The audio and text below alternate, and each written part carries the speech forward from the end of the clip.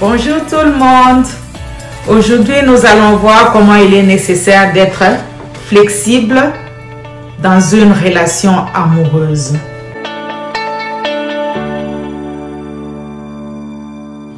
Chaque mariage a ses défis.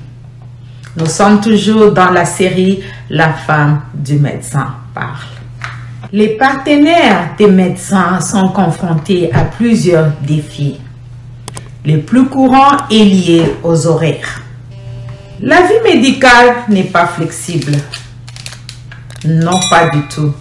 Mais les familles des prestataires de soins de santé doivent être flexibles.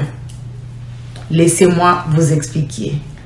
Lorsqu'un médecin est au service, vous ne pouvez pas vous attendre à l'avoir pour vous tout seul. Et parfois, vous pouvez penser qu'il est à vous et lorsque une urgence surgit, il doit aller intervenir. Étant marié à un médecin, j'ai appris qu'à tout moment, notre programme peut changer. Par exemple, si le cas d'un patient se complique, il doit aller faire son devoir. Ça peut arriver quand vous êtes en voiture, vous êtes en train d'aller quelque part et puis on appelle, il n'y a pas moyen qu'il a été déposé à la maison, alors vous allez ensemble. Il y a les cas qui surviennent dans le vol. Ce n'est pas une seule fois, ce n'est pas arrivé une seule fois. Nous sommes dans l'avion et puis quelqu'un collapse, il tombe, on dit pique une crise. On appelle s'il y a un médecin qui est sur place, il va, il montre sa licence et tous ses documents et il intervient, même dans des vols internationaux. Après avoir intervenu, il reste à côté du malade pour les surveiller jusqu'à ce que le malade sera dans les mains des secouristes à l'arrivée. Vous aviez programmé d'aller ensemble, d'être ensemble, des chaises à côté de l'autre, mais il est obligé d'aller aider le patient. C'est vraiment un ministère. Parfois, on va dans des conférences ensemble, je me rappelle, à PI, on était dans une conférence, on servait ensemble. Il y a quelqu'un qui a encore piqué une crise. Il est parti, il n'a plus servi, mais il a servi autrement. Nous, on croyait qu'il va servir d'une manière, mais l'Éternel décide autrement. Vous êtes ensemble à l'église, quelqu'un qui collapse, il est le seul médecin qui est là, il doit intervenir. C'est comme ça notre vie. Donc, on ne sait jamais qu'est-ce qui arrivera. C'est l'Éternel qui décide de nos journées et nous vivons selon sa volonté. Nous acceptons, nous disons Abba, Père. J'ai appris à être flexible, à me mettre à la place des autres. Nos enfants, eux, connaissent ça de le bas âge. Ils sont vraiment flexibles. Quand un programme change pour nos enfants, c'est quelque chose de normal. Ils comprennent ce qui est très, très bon. Ils sont patients avec nous et ils comprennent. Dieu merci. On ne les sacrifie pas, mais ils comprennent ce que c'est l'amour du prochain. La famille du médecin ne peut toujours pas compter sur eux pour être à la maison lors des dîners, lors des fêtes. Quand vous nous voyez publier des photos d'anniversaire, des sorties en famille, des voyages en famille, en couple, sachez que nous avons su trouver un équilibre et que bien sûr, Dieu a permis ça. Nous sommes flexibles les uns envers les autres. Surtout, nous envers notre papa ou mari qui sert la communauté. J'ai appris à être flexible dans la poursuite de mes propres objectifs éducatifs et professionnels et de mes rêves, par exemple les rêves de l'endroit où vivre. Il est parfois difficile de planifier les choses. Que fais-je?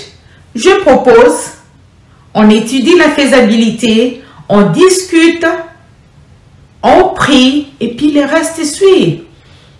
Il est difficile de planifier à l'avance des longues vacances comme des croisières. Parce que quelquefois, mon mari doit travailler lorsque nous voulons prendre les vacances ou les jours de fête, ainsi de suite. Parfois, si c'était une fête et qu'on n'est pas en mesure d'échanger, on continue sans lui. Et si ce sont les vacances, parfois, on part sans lui ou on change l'endroit où aller, là où ça va accommoder notre programme. Je ne parle que de la famille ici, mais le médecin rencontre aussi de nombreux défis et nous sommes là pour le soutenir. Être marié à un médecin est difficile, mais pas misérable. I'm enjoying it. Il suffit d'aimer son conjoint, de comprendre les enjeux de son travail, de l'accepter, et cela conduit toujours à faire preuve de souplesse. Cela peut aussi être bénéfique pour d'autres femmes, d'autres conjoints, d'autres époux, épouses et partenaires. Quand vous soutenez votre époux ou épouse et que vous sacrifiez du temps pour lui ou avec lui, sachez que vous contribuez également aux soins des gens ou aux soins des malades ou aux soins des autres personnes. We care. Même si vous n'avez pas l'impression de beaucoup aider dans la société comme votre partenaire, faites confiance à vos propres capacités, à vos dons pour jouer votre rôle. Car chacun dans le monde a un rôle différent à jouer. Je suis partie de cet exemple parce que c'est mon expérience. Chaque rôle que nous jouons dans la société est important.